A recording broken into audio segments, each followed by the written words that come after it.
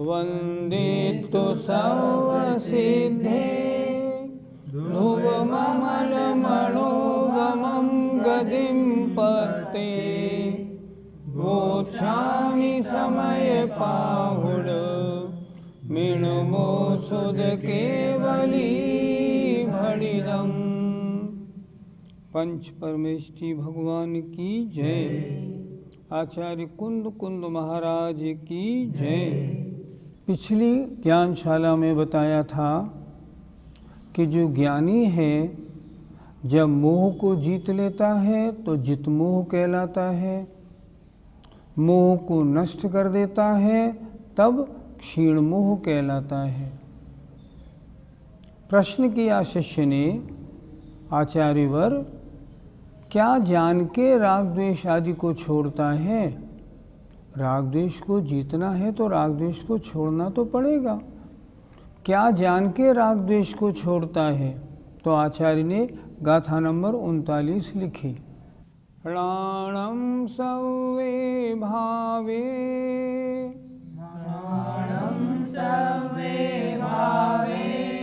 पचखाई परे तिड़ादूण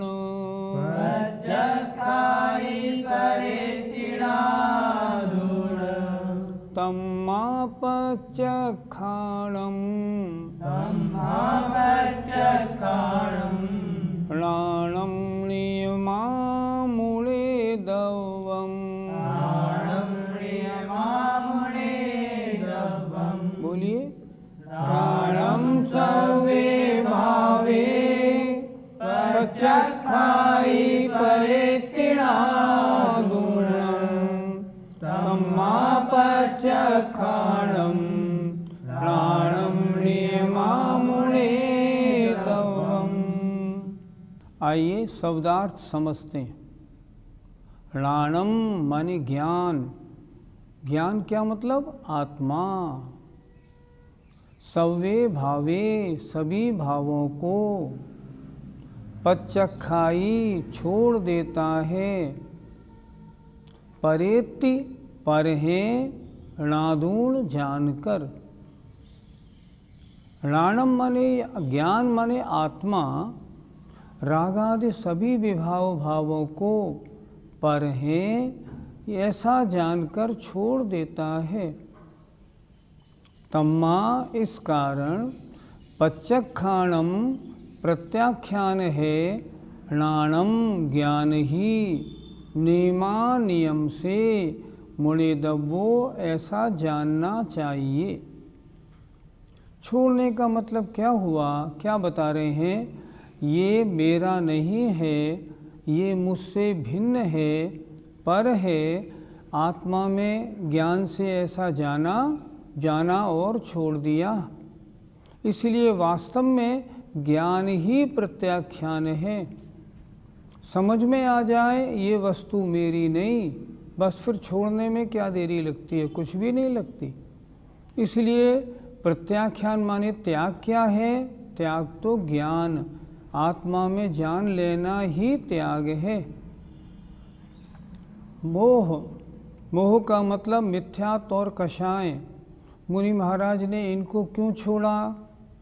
इनको छोड़कर जीतकर जितमोह क्यों बने? इनके नाश का उद्यम क्यों किया? क्योंकि ये पर हैं, ये मेरे स्वभाव नहीं, इसलिए इनको छोड़ना है। बस ज्ञान में ऐसा समझा, निर्णय बनाया और उसको छोड़ दिया। फिर देखें एक बार। राणम अर्थात ज्ञान अर्थात आत्मा सव्ये भावे सभी भावों को, पर इति अर्थात पर हैं, णादूण ऐसा जानकर पचखाई छोड़ देता है। पचखाई माने प्रत्याख्यान अर्थात प्रत्याख्यान माने त्याग, छोड़ देता है। तम्मा इस कारण पचखाणम प्रत्याख्यान है ज्ञान ही नियम से, अर्थात ज्ञान में यह वस्तु पर है ऐसा निर्णय बना तभी तो छोड़ा।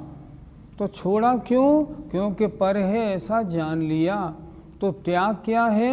वस्तु को पर मानना, ऐसा जानना चाहिए। अर्थ देखें, ज्ञान सभी भावों को पर है ऐसा जानकर छोड़ देता है। ज्ञान माने आत्मा। इस कारण ज्ञान ही नियम से प्रत्याख्यान है ऐसा जानना चाहिए। उन मुनि महाराजों ने राग द्वेष काम क्रोध आदि परिणामों को, ये परिणाम मेरे नहीं, मुझसे भिन्न हैं, विभाव हैं, अन्य के कारण हुए हैं, इसलिए मैं इन अन्य भावों को अपना क्यों मानूं, ऐसा मानकर उनको छोड़ता है। तो छोड़ना क्या हुआ? उन वस्तुओं को पर समझना ही उसका छोड़ना हुआ। जब तक पर नहीं समझा तब तक तो अपना माना, अपने साथ रखा, पर समझ में आया अब छोड़ दिया। इसलिए ज्ञान ही प्रत्याख्यान है। पंडित जी, प्रत्याख्यान क्या है? मुनि महाराज समाधि में लीन हुए, सारे विकल्पों को अपने से दूर हटाया। जो राग द्वेष आदि परिणाम थे उनके बारे में, ये परिणाम मेरे स्वभाव नहीं, ये परिणाम तो कर्म के उदय के कारण बने हैं, वैभाविक हैं, गंदे हैं, मुझे मलिन करने वाले हैं।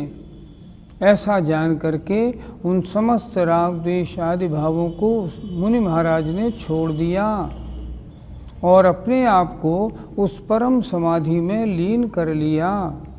उनको मालूम है कि अगर मैं राग द्वेष आदि परिणामों में अपना चित्त लगाऊंगा तो कर्मों का महान आश्रव होगा, आत्मा मलिन होगी, पतित होगी। फिर मैं क्या करूं? जब ये भाव मेरे हैं नहीं तो इनको क्यों ना छोड़ दूं, इनको छोड़ के और वास्तविक मोक्ष मार्ग में क्यों ना लगूं। बस तो उन राग द्वेष आदि भावों को पर हैं ऐसा समझकर उनको छोड़ता है। इसलिए वास्तव में ज्ञान ही प्रत्याख्यान है। समझ में आ जाए फिर छोड़ने में देरी कितनी लगती। पंडित जी, कुछ लोग जानने के बाद भी नहीं छोड़ते, ऐसा क्यों? उनके ज्ञान में कमी रही, या तो उन्होंने ठीक तरह समझा नहीं, या समझ लिया तो उसको स्वीकार नहीं किया। अगर जान ले और जान के स्वीकार कर ले फिर वस्तु के छोड़ने में समय नहीं लगता, फिर तो वस्तु छूटी। उनके ज्ञान में या श्रद्धा में कमी रह गई होगी, इसलिए उन्होंने उस वस्तु को नहीं छोड़ा, या तत्संबंधी कर्म का तीव्र उदय होगा, इसलिए समझते हुए भी वो छोड़ने में असमर्थ रहे कि नहीं नहीं ये नहीं छूट पाएगा। क्यों? क्योंकि असलियत क्या है? कर्म का तीव्र उदय है। तीव्र उदय में उस कर्म का अनुसरण आत्मा को करना पड़ता है, वो छोड़ा नहीं जाता। इसलिए नहीं छोड़ने का कारण या तो उन्होंने समझा नहीं, किसी ने उनको ठीक समझाया नहीं, या उन्होंने ठीक से स्वाध्याय नहीं किया, या समझ लिया तो उसको माना नहीं। अगर समझ ले और मान ले तब त्याग होने में देरी नहीं होती। पंडित जी, क्या ज्ञान और श्रद्धान होने पर आचरण आवश्यक है? हाँ, बिल्कुल आवश्यक है। एक उदाहरण से समझाऊं। एक बार सूरत में पंडित राजा राम जी हमारे शिविर के बीच में पधारे। उस दिन उनका जन्मदिन था, शाम को 8 बजे का टाइम था। वे ऊपर आए, सब लोगों ने उनका स्वागत किया। लोगों ने हमसे कहा, पंडित जी से कुछ पूछिए। तो हमने पंडित जी से कुछ पूछा, उन्होंने उनके बहुत अच्छे उत्तर दिए। उत्तर देने के बाद हमने एक प्रश्न और पूछा, नीचे से ऊपर आने में 35 सीढ़ियाँ हैं, आपकी उम्र 82 वर्ष की है, आप बिना रुके 35 सीढ़ी चढ़ के ऊपर आ गए, ज़रा भी आपको रुकना नहीं पड़ा, क्या आपकी हड्डियों में अभी कोई समस्या नहीं होती? इसका कारण क्या है? पंडित जी ने क्या उत्तर दिया? पंडित जी ने उत्तर दिया, मैं प्रतिदिन आधा चम्मच हल्दी और आधा चम्मच मेथी सुबह खाली पेट लेता हूँ। उसके लेने से आज तक मेरे शरीर की किसी भी हड्डी में कोई दर्द नहीं हुआ। उन्होंने तो ये बात कह दी। सभा में 200-400, 100-200 लोग थे, सबने ये बात सुनी। जब हमारे शिविर का समापन हुआ तो एक 28 वर्ष के नवयुवक वहाँ आए। मंच पर उन्होंने अपने भावों की अभिव्यक्ति प्रकट की।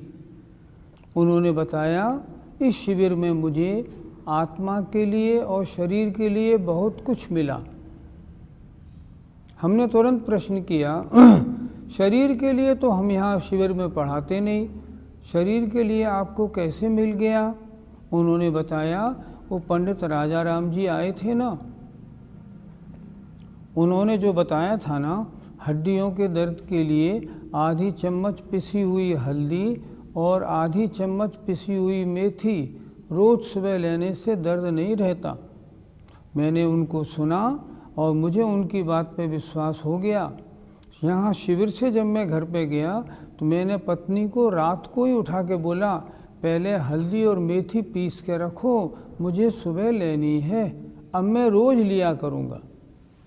अब देखिए, पंडित जी की बात सुन के तो ज्ञान हुआ उन्हें, और उन्होंने पंडित जी को इतनी सीढ़ियाँ चढ़ते हुए देखा, उन्हें श्रद्धान भी हो गया।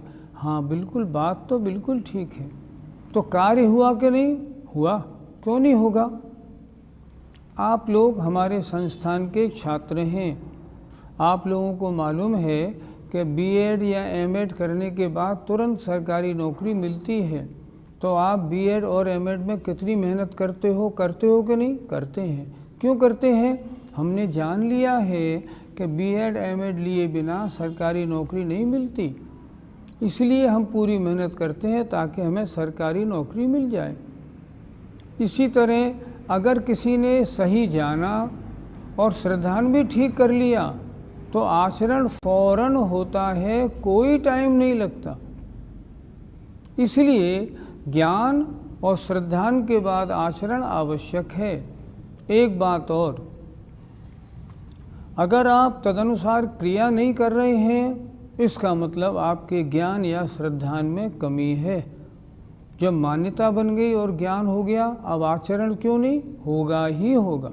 पंडित जी, स्वसंवेदन कब होता है? जब आत्मा में लीन हुआ जाता है, समस्त विकल्पों को छोड़ दिया जाता है, तब स्वसंवेदन होता है। लिखा है उन्होंने, सर्वम निराकृत्य विकल्प जालम, सारे विकल्प जालों को दूर करके। ये विकल्प जाल कैसे हैं? संसार कांतार निपात हेतुम, संसार रूपी जंगल में पतन के कारण हैं। विविक्तुमात्मान अवेक्ष्यमाणो, इन सब से दूर होकर के अपनी आत्मा को देखो। निलीय से तुम परमात्म तत्वे, अपने शुद्ध आत्म तत्व में लीन हो जाओ। इसे कहते हैं स्वसंवेदन। आत्मा का चिंतन बराबर चलता है। या तो वो क्या करेगा, जिन वस्तुओं से राग द्वेष है उनको चिंतन में लाएगा, और अगर किसी वस्तु से राग द्वेष नहीं है, सब वस्तुओं से परे हो गया है, दूर हो गया है, तब क्या करेगा? अपनी आत्मा का चिंतन करेगा। तो स्वसंवेदन क्या है? समस्त विकल्प जालों को छोड़कर अपनी आत्मा में लीन होने का नाम स्वसंवेदन है।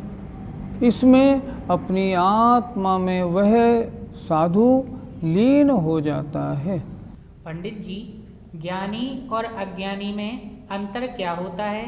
अपने हित की कोई बात जानकर, सुनकर और उस पर विश्वास करके जो अपने हित की बात में जुट जाता है, ये मेरे हित की बात है, मैं इसको अभी तुरंत करता हूँ, ऐसे जो जुट जाता है वो ज्ञानी है। और जो हित की बात सुने, अपने फायदे की बात सुने, फिर भी उस ओर न लगे, वो अज्ञानी है। ज्ञानी और अज्ञानी में यही तो अंतर है। ज्ञानी तो सुनता है, समझता है और चल पड़ता है। अज्ञानी कितना ही सुनाओ, कितना ही समझाओ, उस पर असर नहीं पड़ता, वो तो अपने पुराने ढर्रे पर चलता ही रहता है। आज तक तो हम अज्ञानी बने रहे। आचार्यों ने, गुरुओं ने, जिनवाणी माँ ने बहुत बार हमसे कहा, राग द्वेष आदि परिणामों को छोड़ो, ये तुम्हारे स्वभाव नहीं, लेकिन हम ऐसे अंधे बने रहे, हमने उनको नहीं छोड़ा। आज आचार्य कुंद महाराज हमको ज्ञान दीप जलाकर दिखा रहे हैं कि ये तेरे भाव नहीं है, इनको छोड़। अगर तू नहीं छोड़ेगा तो संसार में तेरी भटकन निरंतर होती रहेगी। अगर ज्ञानी बनना है तो राग द्वेष आदि परिणामों को छोड़ना है। अज्ञानी बने रहना है तो जैसे अनंत काल गुजरा ऐसे और गुजारना है। पद्यानुवाद देखिए। मिथ्यात्व रागमय भाव विभाव सारे, यो जान ज्ञान इनको जड़ से निकारे।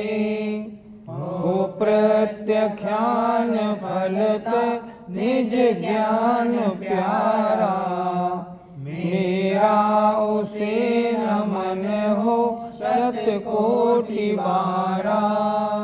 ज्ञानी यह परभाव है, ये समझकर मानकर कैसे छोड़ता है। आचार्य स्वयं एक उदाहरण दे रहे हैं गाथा नंबर 40 में। जह राम को भी पूरी सो, जय राम को विपुल सो, पर दव मिणंति जानी तुम चयदी। पर दव मिणंति जानी तुम चयदी। तह सवे पर भावे, तह सवे पर भावे। णादूण विमुंच देणाणी, नादूण विमुंच देणाणी। बोलिए। जय राम को विपुरी सो, पर दव मिणंति जानी तुम चयदी।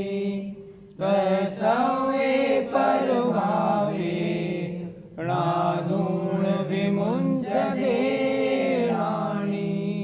आइए शब्दार्थ देखते हैं। जह माने जैसे, नाम माने कोई नाम वाला, को भी पुरुष हो कोई पुरुष, किसी भी नाम वाला कोई व्यक्ति। परदव मिणमति जानिदुम चयदी। परदव मिणमति यह परद्रव्य है ऐसा, जानिदुम जानकर, चयदी छोड़ देता है। हमें और आपको भी मालूम पड़ जाए ये वस्तु मेरी नहीं है, उसको हम तुरंत छोड़ते हैं कि नहीं छोड़ते हैं? छोड़ देते हैं। उसी तरह कोई भी पुरुष जैसे यह वस्तु अन्य की है यह जानकर उसे छोड़ देता है, तह माने वैसे ही सव्य पर भावे सभी परद्रव्यों के भावों को णादूण जानकर णाणी विमुंचदे ज्ञानी छोड़ देता है। ये परिणाम मेरे स्वभाव नहीं हैं, अन्य के कारण हुए हैं, इसलिए अन्य के परिणाम हैं। ये उपाधि भाव हैं, औपाधिक भाव हैं, छोड़ दो, और उनको छोड़ देता है। उसी तरह ज्ञानी जैसे ज्ञानी छोड़ता है, हमको भी छोड़ने हैं, हमें ज्ञानी बनना है। ये राग द्वेष आदि परिणाम मेरे आत्मा के स्वभाव नहीं। राग द्वेष आदि परिणाम कर्म के उदय के कारण उत्पन्न हुए विभाव हैं। ये कर्म के कारण हुए हैं, कर्म के हैं, इसलिए इनको छोड़ दो, छोड़ देता है। फिर देखें, जहणाम को भी पुरुषो, जैसे नाम वाला कोई पुरुष, परदव मिणमति यह परद्रव्य है ऐसा जानकर जानिदुम चयदी छोड़ देता है। तह माने उसी प्रकार सव्य परभावे समस्त परभावों को णादूण जानकर ज्ञानी छोड़ देता है। अर्थ देखें, जैसे कोई नाम वाला पुरुष यह परद्रव्य हैं ऐसा जानकर उन्हें छोड़ देता है, वैसे ही ज्ञानी भी सभी परद्रव्यों के भावों को जानकर उनको छोड़ देता है। पंडित जी, इसको एक उदाहरण देकर समझा दीजिए। आप सभी छात्र लोग क्लास ख़त्म हुई तो अपने रूम में जाने लगे। आपने क्या किया, पुस्तक उठाई और ली और चल दिए। कमरे में आप गए, आपने किताब उठा के रख दी। वो किताब आपकी नहीं थी, दूसरे की थी। वो दूसरा छात्र आके आपसे बोला, भैया वो जो आप किताब ले आए वो मेरी है। नहीं नहीं मेरी है। भैया मेरी है, मेरा नाम लिखा है। आपने किताब उठाई, खोल के देखा, उस छात्र का नाम लिखा है। अब आप क्या करेंगे? अब आप ये करेंगे, तुरंत वो पुस्तक उसको दे देंगे, भैया वेरी सॉरी आप ले जाओ। वो पुस्तक ले जाएगा। आपने क्या किया, ये पुस्तक मेरी नहीं अन्य की है, यह जानकर वो पुस्तक फौरन उसको दे दी। इसी तरह ज्ञानी जब ज्ञान में ये जान लेता है, ये परिणाम मेरी स्वभाव नहीं, कर्म के उदय से होने वाले परिणाम हैं, ये तो कर्म के हैं। जैसे ही उसकी जानकारी होती है, उन सब विभाव परिणामों को वो छोड़ देता है। पंडित जी, परभावों को छोड़ने से क्या होता है? आत्मा की मलिनता का एक ही तो कारण है, कर्म का बंध होना। कर्म बंध किन कारणों से होता है? मिथ्या दर्शना विरति प्रमाद कषाय योगा बंध हेतुवः, इनके कारण होता है। तो मिथ्या दर्शन हो, अविरति रूप परिणाम हो, प्रमाद हो, कषाय हो, योग हो, इनमें मेरा कोई भी स्वभाव नहीं। जब मैं इन विभाव भावों को, इन गलत परिणामों को मैं अपने से अलग कर दूं, हटा दूं, इस रूप परिणाम न करूं, तब क्या होगा? बंध रुक जाएगा। बंध रुकेगा तो क्या होगा? संवर होगा और फिर निर्जरा होगी और मोक्ष हो जाएगा। संसार के कारण तो ये परिणाम ही हैं। जब मैंने जान लिया ये परिणाम दुखदायी हैं, मेरा अनर्थ करने वाले हैं, मुझे संसार में रोके रखने वाले हैं, फिर मैं उनको क्यों करूं? उन्हें अपना क्यों मानूं? उन्हें अपने से दूर क्यों ना कर दूं? जब जान लेता है तब दूर कर देता है। लाभ क्या होता है? संसार के बंधन का ढीला होना शुरू हो जाता है। प्रारंभ हो गया, अब तो कुछ भवों में, इसी भव में या कुछ भवों में संसार बंधन समाप्त हो जाएगा और मुक्ति प्राप्त हो जाएगी। हमें और आपको भी क्या करना है? हमें और आपको भी सोचना है, मेरे हितकारी परिणाम कौन से हैं, अहितकारी परिणाम कौन से हैं। हम अभी श्रावक दशा में हैं। हम अभी श्रावक दशा में हैं। घर गृहस्थी में रह के व्यापार गृहस्थी का पालन करते हैं, पूजा पाठ स्वाध्याय करते हैं। हम सोचें इनमें कौन सा भाव मेरा कल्याणकारी है, कौन सा अकल्याणकारी। हमको मालूम पड़ा व्यापार आदि में ज़्यादा उलझना अच्छा नहीं, तो एक उम्र तक तो उलझें, उसके बाद उसको छोड़ दें। और आत्मकल्याण के जो परिणाम हैं, पूजा पाठ, दान, स्वाध्याय, संयम, गुरु सेवा आदि, उनमें निरंतर अपने को बढ़ाते जाएं। ऐसा अगर करेंगे, एक दिन वो आएगा जब हम छूट के सारे राग द्वेष आदि फंद से हम एकदम मुनि बनेंगे, निर्विकल्प अवस्था बनाएंगे और इन सबको विभाव परिणामों को छोड़कर मोक्ष मार्ग में आगे बढ़ जाएंगे। पंडित जी, घर गृहस्थी में रहकर राग द्वेष को कैसे छोड़ें? जिनको बचपन में या 18-20 साल की उम्र में ही समझ आ जाती है, वो तो गृहस्थी के चक्कर में पड़ते ही नहीं। वो तो बाल ब्रह्मचारी ही बने रहते हैं, कल्याण का मार्ग पकड़ लेते हैं। लेकिन हम और आप में से जो घर गृहस्थी के चक्कर में फंस गए हैं, वे क्या करें? वे ये करें, घर गृहस्थी में रहते हुए भी अपने आत्मकल्याण के कार्यों को नहीं छोड़ें। आचार्य विद्यासागर जी महाराज एक बात बहुत अच्छी कहते हैं, हमें 3 पुरुषार्थ करने योग्य हैं वर्तमान में, धर्म, अर्थ और काम। मोक्ष पुरुषार्थ तो संभव नहीं पंचम काल में। हम क्या करें, हम अपने 24 घंटों को 3 हिस्से में बांट लें। ध्यान से सुनिएगा, आपके काम की बात है। हम अपने 24 घंटों को 3 हिस्से में बांट लें।